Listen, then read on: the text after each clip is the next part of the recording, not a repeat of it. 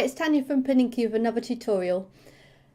And the other day a friend of mine was asking me, she was making a new logo for her website and she was asking me how to get the gold effect onto her text. So I thought that would be a really good thing to make a little tutorial about. So I'm going to make, just to make it to a bit more of a project, I'm going to make it into a birthday card. So I'm going to have some gold lettering and a little pretty frame around it. So there's a couple of ways to do gold effect on lettering. You can use a gradient where you have different shades of gold colour. So you start off from a dark colour, go to light, go to dark again. But I'm not going to use that. What I'm going to use is a texture today, a gold texture, and then clip the text to the texture. So it's basically as though you're cutting the gold texture into the shape of the letters that you want. You can use lots of different textures for this. I'm going to use gold today, but you can try it, once you've learnt the technique, you can try it with other textures. So you could use wood or silver or glitter. It's endless what you can try with. All you need is a high quality JPEG of the texture that you want to play with. Now I've included a free gold texture for you just to play with in this tutorial or use for whatever you'd like. It's not the best. I'm not a texture creator myself, but it works fine for this project. It looks quite good.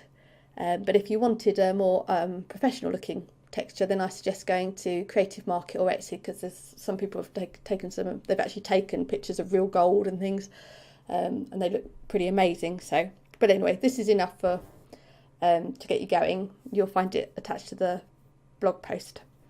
Okay, so let's get started. So first of all, I'm going to do a birthday card with the words happy birthday. So I'm going to go over to the left here to get the text type tool. I'll get that, yeah, there we go, and click happy birthday on 2 lines. I'm going to just centre align that under the paragraph menu option, align centre. Now I'm going to use a nice thick font so that you can get plenty of texture. You'll be able to see plenty of texture on the words. I've used this gold effect with very narrow text and it looks really good on a dark background, but just for this I'm going to use a nice big bold. So I'm using a font called Sea Salt, which I got off Creative Market, and I'll put the link below for you in case you want to use the same one. So now we have our font. I'm just going to make it a bit bigger, so it's going to go in the middle. I can't make it too large because I'm going to put a frame around the outside. So, but as you can see, it's got nice thick brush strokes here. It's like a hand-drawn font, so all of this will be gold, so it's going to look really good.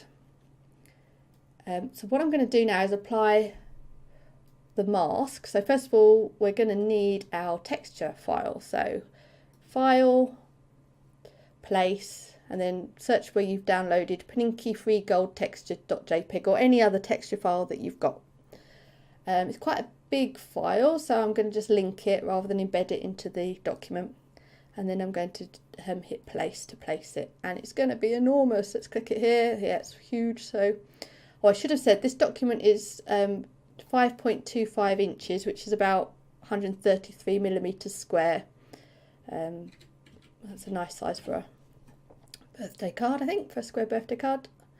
Right, so that's now the right size, but we can't see it, so we're going to just go onto the align to artboard and just align it to the middle of the artboard. So there it is. So it looks nicer zoomed in. It looks a bit blurry from here. Right. Also, when you import images, depending on your setup for Illustrator, they won't show at the complete resolution just to save power, to stop the application slowing down, so it'll look blurrier than it will actually look in once you've exported the file at the end. So I'm going to go to the layers panel, which is these 2 little squares here, overlapping squares. If you can't find it, you go to Window, Layers, or hit F7, and the layers panel pops open. And in this layers panel, we can see the happy birthday text and the file that it's the gold file. But I'm just going to put that on top so we can see it like that. So what you need to do to make it into a mask is click on the layer itself. Actually, we'll rename the layer text so we don't get in a muddle. So we click on the layer itself, and then if you go down to the bottom, there's a little make release clipping mask. The icon is 2 little overlapping squares. So if you hover over that, you'll see it says make release clipping mask. So just click on there, and ta-da! There you go. You've got some gold text. So because this happy birthday is still text, you can go in and edit it just as you would any other text. So we can stick an exclamation mark on the end if we want to. And we can still resize the file behind the texture file. So if you click on this little circle next to the linked file, it will put the bounding box for you. It will select it so you can see the bounding box, so you can actually resize it. So I'm going to resize it a little bit smaller just so I can get more colour variation in the text. So now you can see, to make sure I've got that exclamation mark in, there we go, you can actually see there's a little bit more gradient, and you can move it around if you want to, and I don't know if you can see, but the colours actually are moving, so you can find it where you think it looks the nicest. Oh, quite like that actually, which is bang in the middle. Okay, so that's cool. So as you can see, it's really simple to add texture to some text and have the text still editable, so if you want to change it, you can do. I'm just going to finish this off to make it into something a little bit more like a birthday card than just the words happy birthday. So I'm going to put 2 more layers in. I'm going to put in the frame layer. I like to keep all my things separate. So we have a frame which will go above, and then I'm going to have a background. So I'll just drag that to the bottom. So we've got frame, text, background. So I'm going to click onto the frame, and I'm just going to use a little watercolour frame that I made this week. So file, place, the frame. You can do what you like here, but I just thought it would just make it a little bit nicer. So it's 5.25 in width and height, and then we just align it to the centre of this. There we are. So you can see the frame. The text is obviously now huge, but that's not a problem. We just go back and select our text and make it a bit smaller, and then we can align it to the centre of the frame like that.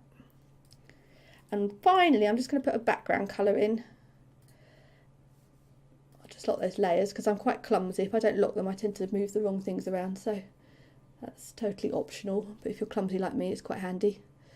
So we've got a background box. If I do it black, you can see it. Oh, that's quite nice, isn't it? But I think I'm going to go for something a little more feminine maybe. So I'm going to click on the eyedropper tool.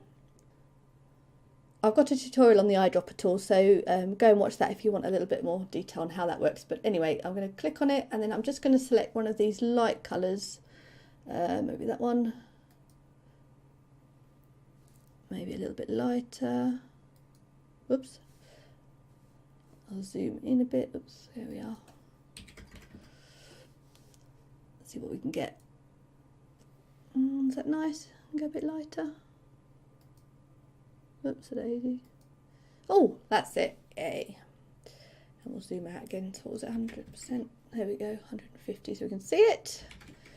And there we go. We got a little happy birthday card. So that's quite nice. If you wanted to put, maybe not happy birthday, but you wanted an Instagram message or something, that would look quite pretty, wouldn't it? So that's the end of this tutorial. Again, if you have any questions, please leave them below. I'll be happy to answer them. And I'll be back soon with another tutorial. Bye for now.